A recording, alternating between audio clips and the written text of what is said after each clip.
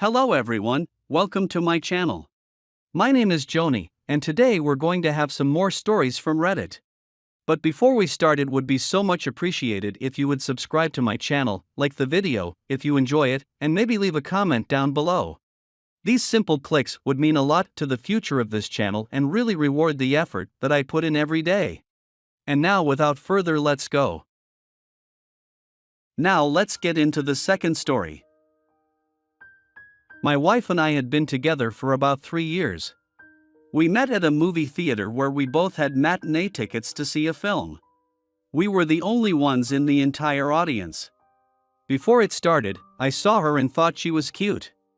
I moved over and sat down next to her, and we struck up a conversation before the movie started.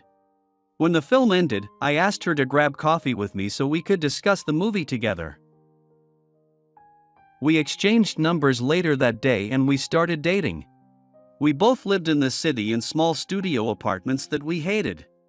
We moved in together about 8 months into dating because we felt very strongly about each other. Plus, with our shared income, we could afford a 1-bedroom apartment that was much bigger. We were able to buy furniture for the first time since living in the city and were very excited about that. Neither of us had the best jobs in the world. We loved each other and we thought that was really what mattered. The little extra money that we had we would use for experiences that we could do together, like concerts, movies, festivals, you name it. We didn't have a lot of money in savings at that point. A few months into living together, I said we should just get married. She went with it, and a few days later we were signing papers to the courthouse. It didn't make much of a difference in our relationship, but just knowing we were married was nice. I got offered a job that paid a good deal more than what I was making in the city. We didn't want to move away because we loved the city life, but I couldn't turn down the job. One of the best things about the job was that I would work for 2 weeks straight, 10 hours a day every day, then I would have 3 weeks off. It paid well, but it only paid once a month. We figured out a way for me to take this job and not have to leave the city. Essentially, I was booking a 2-week stay at a hotel and working, then coming back home for the 3 weeks that I was off. We knew that it was going to be a challenge for the first few months because of the extra money we'd be spending on hotels. We figured we could cut back on some things to make that work. Then when we caught up and good money was coming in, we could start splurging again. My wife wasn't crazy about it. I wasn't giving her luxury bags or meals at 3-star restaurants, but we had the money to go out when we wanted to. During my first stint on the job, my wife kept complaining to me about how bored she was all the time and how she wished I hadn't taken the job. I was frustrated that she couldn't just suck it up for a few months while I did something that would change her lives with how much extra money we would have. About a week into my first work trip, I got a weird message from a friend. We were pretty close, but in recent months drifted away from each other.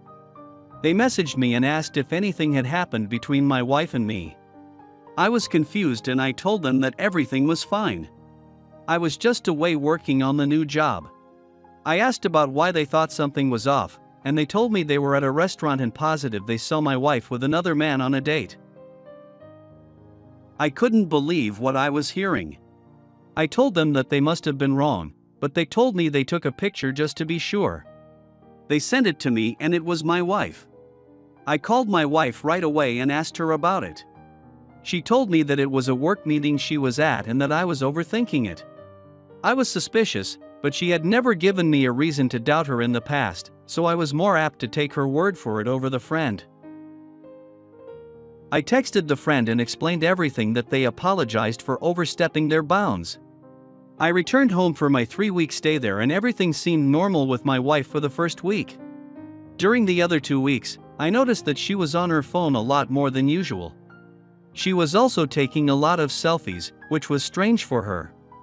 I was curious about who she was sending these pictures to if it wasn't me. I took a mental note of her Snapchat score one day, and I checked it about a week later, and it had increased by over 100. I kept an eye on it while I was away for my next 2-week stint at work, and it was steadily increasing, more than it was when I checked it while I was home, and she wasn't sending me anything on Snapchat at all. I was in my head about why the score was changing so much, So I did a quick Google search to see if there were some obvious reasons. Almost everything I found confirmed that she was sending and receiving messages. From everything I gathered with other people asking these questions, they were concerned that their partners were cheating. When I got home after work, I kept that thought in the back of my head, but I didn't say anything. I didn't have any proof, and telling her that I noticed her Snapchat score increasing was going to make me look crazy and jealous. The first opportunity one had to take a look at her phone, I jumped at it. She was in the shower, and she left it sitting on the bed. When I looked through it, I found three major things. The first was that she had an app downloaded to help sugar daddies find people to date. Her profile showed her in skimpy dresses and lingerie showing off her body. Dozens of men were messaging her. Some even sent her money on Venmo to prove they were the real deal. The second thing I noticed was dozens of Snapchat messages from men with nicknames like Ben Defense Attorney Tesla and others like that. She was exchanging nudes with the men on Snapchat. The third thing was her text message exchanges with some of the men. She had clearly met up with at least 3 of them. They had taken her to fancy restaurants and bought her new clothes and things for the house. I hadn't noticed the things before, but when I looked around I saw them. Through the messages, I figured out she brought one guy back to our apartment and had intimate with him in our bed. I was furious with what I saw. It was obvious it was some kind of retaliation against the spending cuts we were doing while my job was new. She wanted fancy dinners and expensive wine, so she lied and stabbed me in the back. I sent myself a bunch of screenshots and videos of the things that I'd seen so I could have them for our impending divorce. There was no way I was going to be staying with her and sending all of the money that I was earning at my new job to her when she was doing that. I spent the rest of my time at home secretly looking for another apartment closer to my job. I didn't want anything to do with her, and I didn't even want to be in the city because it reminded me of her so much. When the time came for me to go back to work, my wife really had no idea I was leaving for good. I took a lot of things out while she was at work, so she wouldn't notice me taking everything out of the apartment. When I got there, I moved into a new apartment and took my wife's name off of my bank account. I have been looking for a divorce attorney while I was still in the city. I had papers and I was sending them to her in the mail. I got off work one night and looked at my phone to see I had dozens of missed calls and text messages from her. She had received the petition for divorce in the mail, and that explained everything about why I wanted a divorce. She didn't know why I was accusing her of cheating. I sent her a text message telling her everything I knew and a couple of screenshots I had taken. Apparently, she was going to sue me for going through her private property. I didn't know how well that would hold up in court. We ended up going through with the divorce, and I was able to get my name off of the lease in the city, so she was solely responsible for it. I posted about the divorce on her social media before she commented on anything so I could have the narrative in my own hands. I had a gut feeling she was going to try and blame the separation on me, so I wanted to get ahead of it. We were divorced and I didn't owe her anything in spousal support, but I figured she was still getting a lot of her money from the men she was seeing. I had a few of their phone numbers from the screenshots that I had gathered.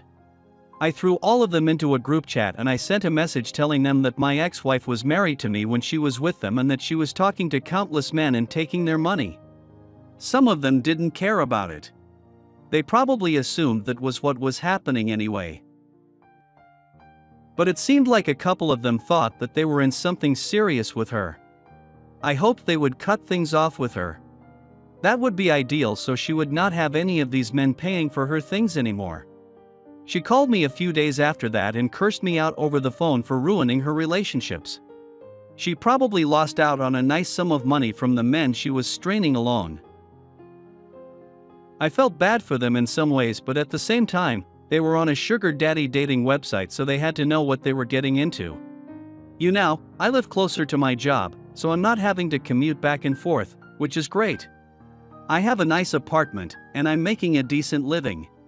It's been about a year since all this happened, so I'm getting back out into dating and hoping for the best.